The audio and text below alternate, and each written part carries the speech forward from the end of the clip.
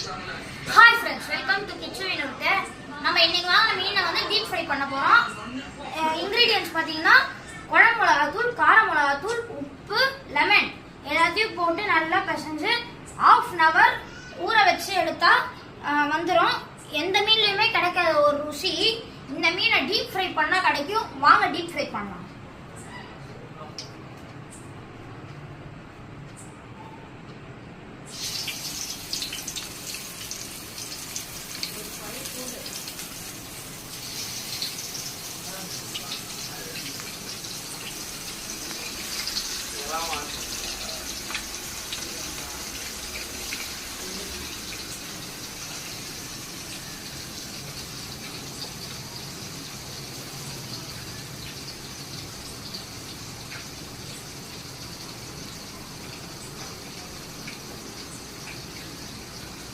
நம்ம ஒரு 5 மீன் இப்போதைக்கு போட்டுக்கலாம். நெக்ஸ்ட் போடுறதெல்லாம் பார்க்கலாம்.